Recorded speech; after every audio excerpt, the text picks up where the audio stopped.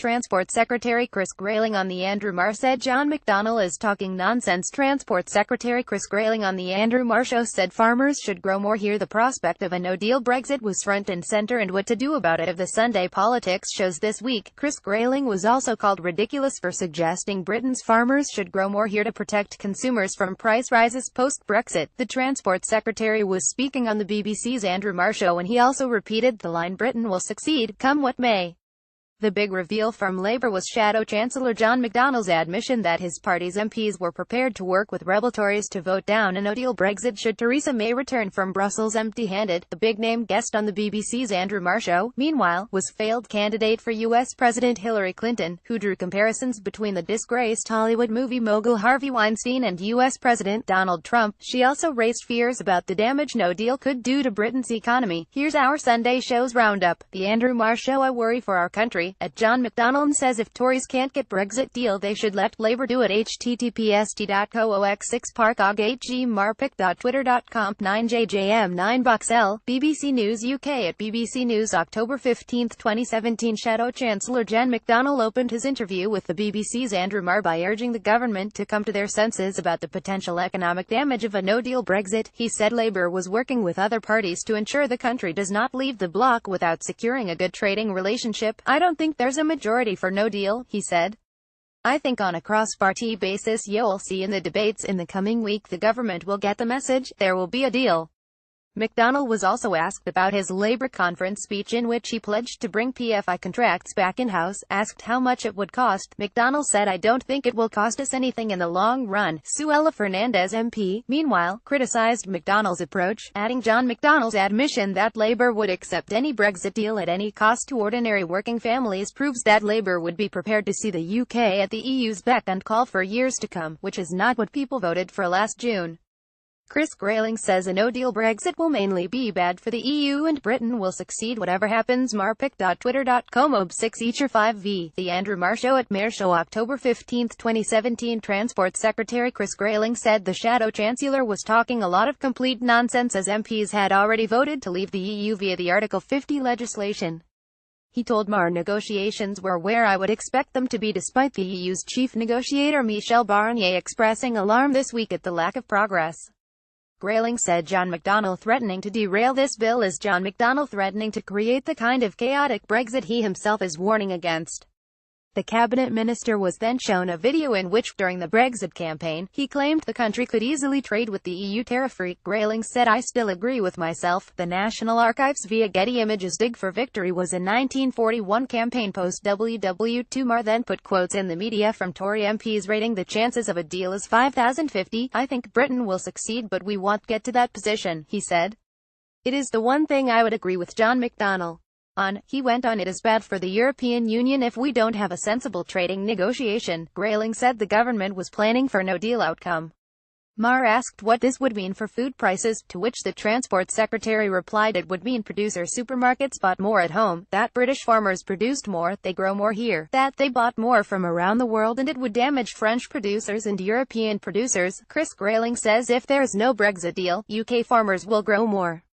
Dig for Victory. Marr. Kevin Schofield at Poll Home Editor October 15, 2017. Dig for Victory fits right into the Brexiteer narrative which is essentially a tribute act to WW2 https://t.co2jpkoo auto English at auto English October 15, 2017. Jenny Chapman MP, Labour's shadow Brexit minister, said the answer was ridiculous.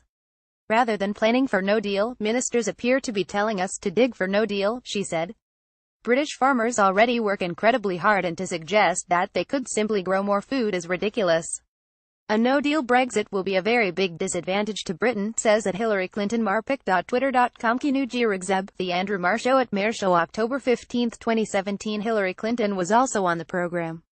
She called the alleged conduct of Harvey Weinstein disgusting and heartbreaking and compared the disgraced movie mogul to Donald Trump, the failed candidate for U.S. president. Heaped praise on the women who spoke out against the once powerful film producer Weinstein, who now faces multiple accusations of sexual harassment, rape and assault, but she swiftly pointed out her former rival Trump was guilty of abusing women, referring to the tape in which Trump said he felt free to grab women by the pussy. She added, after all, we have someone admitting to being a sexual assaulter in the Oval Office. She went on, "It was just disgusting, and the stories that have come out were heartbreaking, and I really commend the women who have been willing to step forward now and tell their stories." At Hillary Clinton says Brexit was a precursor to what happened in the US. Marpic.twitter.com at 9 WSNM7 up. The Andrew Marr Show at Mayor Show, October 15, 2017. Clinton laughed off the prospect of the UK striking a new trade deal with the US, claiming Trump doesn't believe in trade. She went on to say that a no-deal Brexit would hit Britain's economy hard and would put Britain at a very big disadvantage. "I think it would be a very big disadvantage to Britain," she told Marr. "I mean, no deal meaning no preferential trade deals, which means products in Britain would not have the kind of easy access to the European market that you've had under EU membership. It could very well mean that there would be more pressure on businesses in Britain, if not to leave completely, at least also have sites and employment elsewhere in Europe. I think that the disruption for Britain could be, quite serious."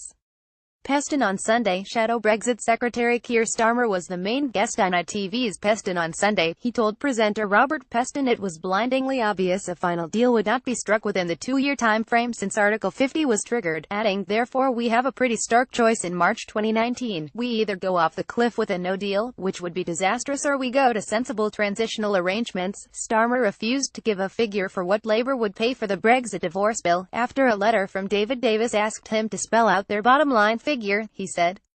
However, it should be kept as low as possible and suggested Labour would consider making payments to the EU after Brexit to gain access to the customs union. He said, "We'll have to see, subject to negotiations. Obviously, ideally no, or keep it low. It's a very simple thing. If economically it's better off to have an arrangement that works for our businesses and secures our economy, then we would do it."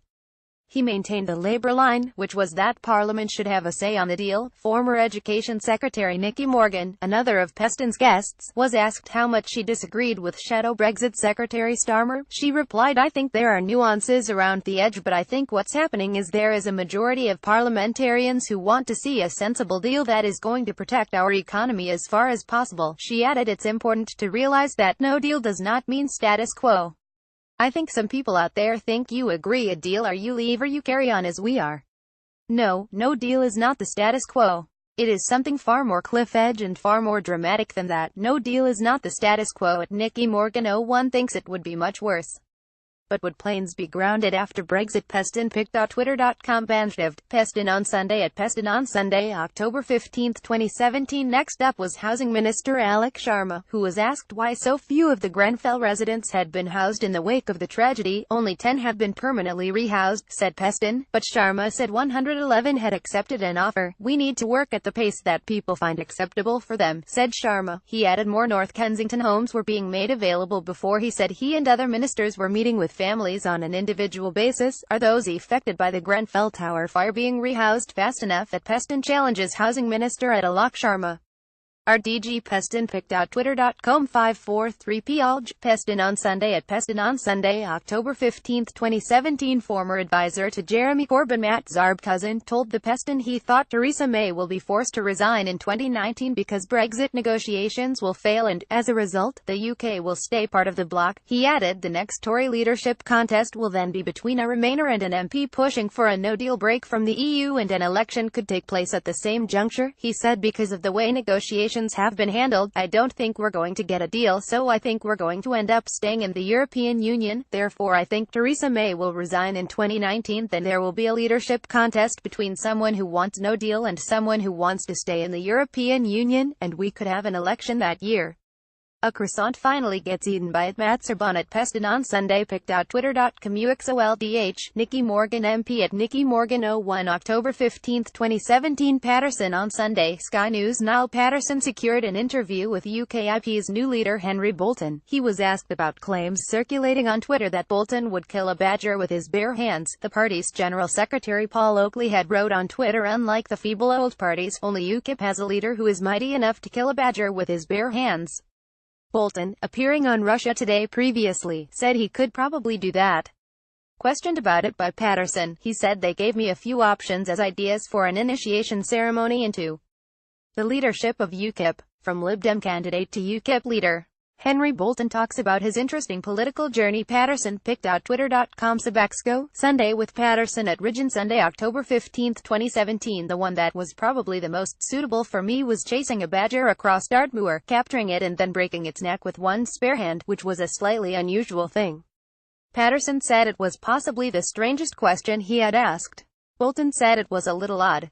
Nigel Farage's replacement refused to say what immigration numbers the country should accept, saying, "I'm not going to give you a figure because it is an arbitrary figure, isn't it? In an ideal world we should be aiming for zero net immigration," he said. He said the party would campaign on reversing local government and policing cutbacks. "I'm not going to give you a figure." UKIP's Henry Bolton refuses to be drawn into giving proposed immigration number. Patterson picked out Twitter.com News 9 Lafev, Sunday with Patterson at Ridge. Sunday, October 15, 2017. Niall Patterson asked Shadow International Trade Secretary Barry Gardiner how Labour would conduct Brexit talks differently. What would Labour have done differently with regards to Brexit negotiations? Patterson picked out Twitter.com 12 Weeks, Sunday with Patterson at Ridge. Sunday, October 15, 2017. Gardiner said the first step would be to guarantee the rights of EU nationals and within organisations like Euratom.